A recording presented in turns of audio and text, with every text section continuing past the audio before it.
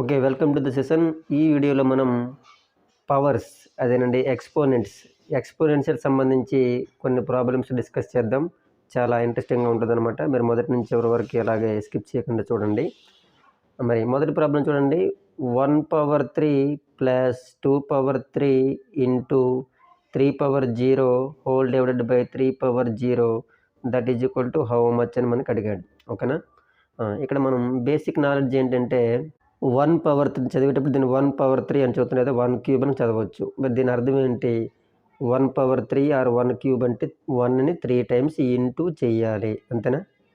1ని 3 times into చేయాలి. మరి 2/3 అంటే సేమ్ 2ని 3 టైమ్స్ ఇంటూ చేయాలి. అలాగే మీరు 3/0 గుర్తుపెట్టుకోండి. ఎక్సెప్ట్ 0 ఎనీ నెంబర్ ఎక్సెప్ట్ 0 అనమాట. పవర్లో మనకి 0 ఉంటే దాని వాల్యూ ఏమో 1 అవుతుంది. సరే, ఇక్కడ మీరు 3 ఒక్కదానికైనా కాదు, 3 ప్లేస్లో 1 నుంచి ఇన్ఫినిటీ ఏ నెంబర్స్ ఉన్నా, ఫ్రాక్షన్ ఉన్నా, చూడండి ఫ్రాక్షన్స్ లాంటివి ఉండి అప్పుడు హోల్ పవర్లో 0 ఉన్నా, లేకపోతే ఒక 1000, 1,00,000, crores any number decimal number any number మనకి బేస్ పాయింట్లో ఉండి పవర్లో మనకి 0 ఉంటే దాని వాల్యూ ఎంత అని గుర్తుపెట్టుకోవాలి? 1 అని గుర్తుపెట్టుకోండి. ఇవి బేసిక్ నాలెడ్జ్ అనమాట. ఇప్పుడు వీటిని ఎలా అప్లై చేస్తామో చూడండి. ఓకే, మరి మనం ప్రాబ్లంలోకి వెళ్ళినట్లయితే 1/3 plus 2/3 into 3/0 whole divided by 3/0 అన్నాడు. కాబట్టి ఫస్ట్ ఆఫ్ ఆల్ అసలు 1/3 అంటే ఇప్పుడు చెప్పుకున్నాం కదా, 1ని 3 టైమ్స్ ఇంటూ చేస్తే ఎంత వస్తుంది? మరి 1 వస్తుంది. కాబట్టి దాని ప్లేస్లో 1. మరి 2ని 3 టైమ్స్ ఇంటూ చేస్తే 2 2 జా 4, 4 2 జా 8 అవుతుంది. కాబట్టి 2/3 ఆర్ 2³ యొక్క వాల్యూ 8. ఇక్కడ ఇంటూ ఉంది. ఇక్కడ చూడండి, మనం చిన్న చిన్న మిస్టేక్స్ మనం అబ్జర్వ్ చేయనమాట. ఇక్కడ ప్లస్ ఉంది, ఇక్కడ ఇంటూ ఉంది, అది గుర్తుపెట్టుకోండి. అలాగే 3/0 చెప్పుకున్నాం, 3/0 ఈక్వల్ టు 1. దాని ప్లేస్లో 1 అయింది. హోల్ డివైడెడ్ బై మళ్ళీ 3/0 వచ్చింది, దాని వాల్యూ కూడా 1. అయితే ఇప్పుడు మనకి బాడ్ మాస్ రూల్ అప్లై చేయాలి. ఫస్ట్ మనం చేయాల్సింది ఏంటి? 8తో 1ని ముందు మనం ఇంటూ చేయాలన్నమాట. ఓకేనా? 8 1 జా 8, అప్పుడు 8కి 1 కలపాలి అనమాట. That is 9. మరి 9/1 అంటే ఈ 9 మొత్తం కూడా ఎవరికి ఇచ్చేస్తున్నాం? 1కి ఇచ్చేస్తున్నాం. కాబట్టి వాడికి ఎన్ని వస్తాయి? 9 వస్తాయి. కాబట్టి డినోమినేటర్ ప్లేస్లో ఎప్పుడు 1 ఉన్నా సరే ఆ న్యూమరేటర్ తరగతి వాల్యూని మనం రాయాల్సి ఉంటుంది. కాబట్టి ఈ ఆన్సర్ ఎంత? 9. సో మరో లెక్క చూడండి. మరి అటువంటి ప్రాబ్లం ఇది కూడా ఒకసారి చూడండి. 4/0 plus 4/0 whole to the power of 4. వీళ్ళిద్దరికీ హోల్ పవర్ 4 ఉంది. And again by 4. ఓకేనా? దీని యొక్క వాల్యూ ఎంతని అడిగాడు. మనం ఇప్పుడు నేర్చుకున్నాం కదా, 4/0 ఉంది. మన ఇక్కడ 4/0 ఉంటే దాని వాల్యూ ఎంత తీసుకోవాలి? 1. ప్లస్ 4/0 మళ్ళీ వచ్చింది, మళ్ళీ దాని వాల్యూ ఎంత తీసుకోవాలి? 1. దీని అంతటికి పవర్లో ఎంత ఉంది? హోల్ పవర్ 4 ఉంది. మళ్ళీ బై ఎంత ఉంది? మళ్ళీ 4 ఉంది. అలానే రాసుకోండి. మనకి 1కి 1 యాడ్ చేయండి, 2. అంటే ఇది 2/4 అయ్యింది బై 4. మరి 2/4 అంటే అర్థం ఏంటి? 2ని 4 టైమ్స్ ఇంటూ చేయాలి. 2 ఇంటూ 2 ఇంటూ 2 ఇంటూ 2. 2 2 జా 4, 4 2 జా 8, 8 2 జా 16. కాబట్టి 2/4 యొక్క వాల్యూ 16/4. మరి 4 ఎంత క్యాన్సిల్ అవుద్ది? 4 4 జా, కాబట్టి ఆన్సర్ మనకి 4.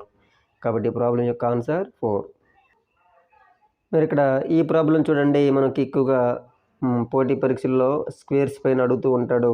ఇక్కడ నేను ఈ ప్రాబ్లం చదివినట్లయితే 100² - 1 whole divided by 99 equal to how much అనేది ప్రాబ్లం. ఒక ఫార్ములా గురించి ఒక ఐడియా ఉండాలి. ఏంటంటే that is a² - b². a² - b² యొక్క ఫార్ములా ఏంటంటే a plus b into a minus b. So a plus b into a minus b. అంటే ఇది ఏం చెప్తుంది మనకి? ఇక్కడ ఏ బీలు ఎవరంటే ఎనీ నెంబర్స్, ఏవైనా 2 నెంబర్స్ ఉండి వాటిపైన ఇలాగ పవర్స్లో మనకి 2 ఉండి వాటి మధ్యలో మైనస్ ఉన్నట్లయితే అప్పుడు వాటిని మనం ఒక 2 బ్రాకెట్లు ఇలా ఓపెన్ చేసుకుని ఒక బ్రాకెట్లో ఆ ఇద్దరు ఫ్రెండ్స్ని యాడ్ చేసినట్లు, మరొక బ్రాకెట్లో వాటిని మైనస్ చేసినట్లు రాసుకోవాలి. ఇది బేసిక్ ఇన్ఫర్మేషన్ అనమాట. మరి ఇక్కడ మనకి అలాంటి స్క్వేర్స్ ఉన్నాయంటే ఇక్కడ 100కి ఒకటే స్క్వేర్ ఉంది కదా, మరి 1కి లేదు కదంటే బి బదులుగా, అంటే ఇక్కడ 1 కూడా స్క్వేర్ పెట్టుకోవచ్చు. ఎందుకు? 1 స్క్వేర్ అన్నా కూడా 1 కాబట్టి. ఇప్పుడు 2 స్క్వేర్స్ అయ్యాయి కదా. మరి ఇప్పుడు ఈ ఫార్ములాని అప్లై చేద్దామా? ఇప్పుడు a² బదులుగా 100² ఉంది, b² బదులుగా 1² ఉంది. కాబట్టి ఇప్పుడు వీరిద్దరు ఎలాగైతే 2 బ్రాకెట్లుగా విడిపోయారో వీళ్ళిద్దరిని కూడా 2 బ్రాకెట్లుగా విడగొట్టేద్దాం. సో కాబట్టి ఒక బ్రాకెట్లో 100 అనే ఫ్రెండ్ని 1తో యాడ్ చేసినట్లు, మరొక బ్రాకెట్లో 100 అనే ఫ్రెండ్కి 1తో మైనస్ చేసినట్లు రాద్దాం. అలాగే హోల్ డివైడెడ్ బై 99 అలాగే రాద్దాం. మరి ఇప్పుడు చూడండి 100కి 1 కలిపితే ఎంత 101, 100లో 1 తీస్తే ఎంత 99, హోల్ డివైడెడ్ బై ఎంత ఉంది మళ్ళీ 99. మరి 99 క్యాన్సిల్ అయిపోతే మనకి ఆన్సర్ ఎంత మిగిలింది? So 101 is the answer. ఓకేనా? మరి ఈ ప్రాబ్లం చూడండి, 30² - 30 హోల్ డివైడెడ్ బై 30 యొక్క వాల్యూ ఎంత అన్నాడు. ఓకేనా? మరి వీటిని నేను ఎలా ఫైండ్ అవుట్ చేస్తానో చూసినట్లయితే ఇక్కడ మనకి ఇక్కడ 30 ఇక్కడ 30 ఇక్కడ మనకి బేస్లో 30 కనిపిస్తుంది చూసారా? కాబట్టి మనం ఇందులో వెంటనే మనం ఆ 30ని కామన్ తీస్తాం అనమాట. ఓకేనా? 30ని కామన్ తీయడం అంటే మీరు ఇక్కడ ఈ 30² అంటే 30 × 30 అనమాట. ఈ 30² 30 అనేవాడు మరొక 30తో ఇంటూలో ఉన్నట్లు అర్థం. అందులో ఒక 30ని మనం బయటకు తీసాం. మరి ఆ 30² ఎవరు మిగులుతారో మరొక 30 మిగులుతాడు. మైనస్ ఉన్న 30ని మనం బయటకు కామన్ తీస్తే వాడి ప్లేస్లో ఎవరు ఉంటారంటే 1 ఉన్నట్లు. ఓకేనా? అక్కడ 130 ఉంది కాబట్టి. ఓకేనా?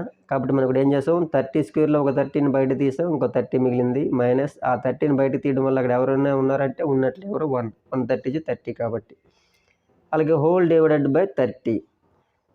ఓకేనా? ఇప్పుడు అలా చేయడం వల్ల మనకి ఏంటి బెనిఫిట్, 30 క్యాన్సిల్ అయ్యే అవకాశం ఉంది. ఇప్పుడు మరి మిగిలింది ఏంటి మనకి 30 - 1. 30లో 1 తీయండి 29. కాబట్టి మనకి ఆన్సర్ ఏమవుద్దంటే 29.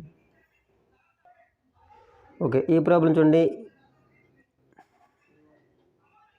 ఈ ప్రాబ్లంలో m² = 54 అంట, n² తాలూకు వాల్యూ 6 అంట. అయితే m × n తాలూకు వాల్యూ ఎంత అని అడిగాడు. m × n = how much?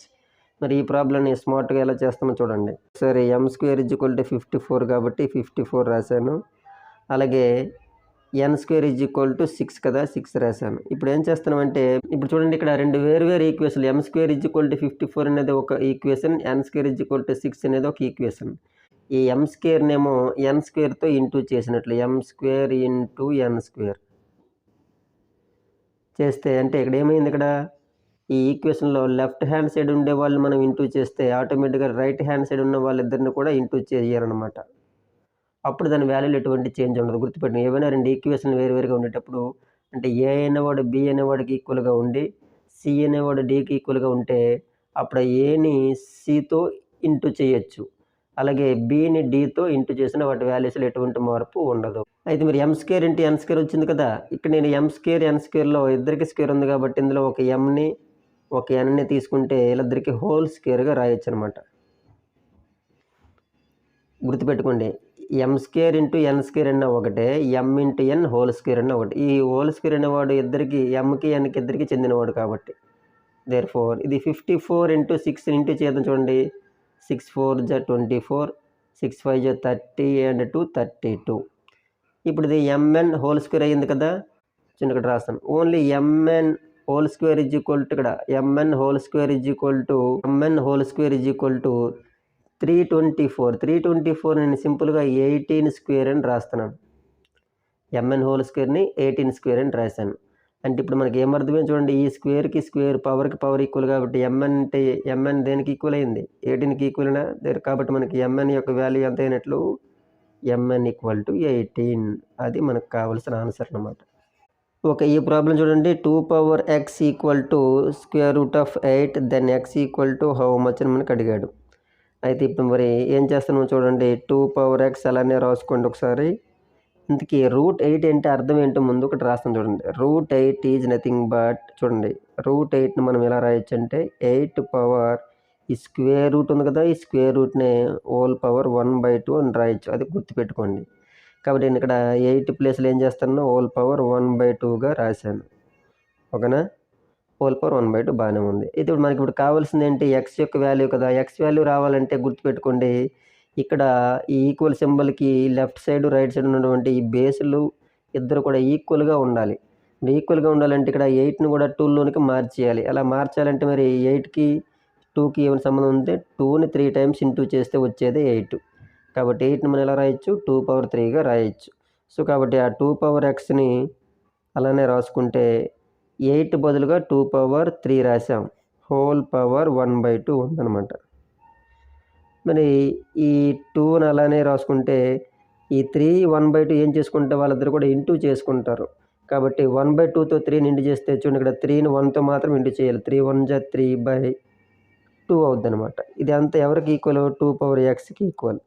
ఇప్పుడు చూడండి, ఈ 2కి బేస్ అనేది ఈక్వల్, అప్పుడు ఎక్స్కి ఏమో ఈ పవర్ ఈక్వల్. అంటే మరి ఎక్స్కి ఎవరు ఈక్వల్ అవుతారంటే హోల్ పవర్ 3/2 ఉంది కదా, ఆ 3/2 అనేది ఎక్స్ యొక్క వాల్యూ. కాబట్టి ఎక్స్ ఈజ్ ఈక్వల్ టు 3/2.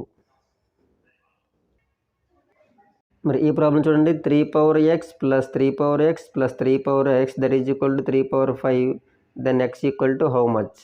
ఇక్కడ మరి చూడండి, ఇక్కడ ఎన్ని మనం 3 పవర్ ఎక్స్లు ఉన్నాయి? ఇక్కడ 3 పవర్ ఎక్స్లు ఇక్కడ 3 ఉన్నాయి కదా, మరి 3 పవర్ ఎక్స్లు ఉన్నాయని చెప్పాలి ఇక్కడ. కాబట్టి దాన్ని మనం 3 ఇంటూ 3 పవర్ ఎక్స్ అంటే ఇక్కడ 3 పవర్ ఎక్స్లు మనం యాడ్ చేసామని అర్థం అనమాట. అదంతా చేస్తే అది ఎంత వస్తుందట?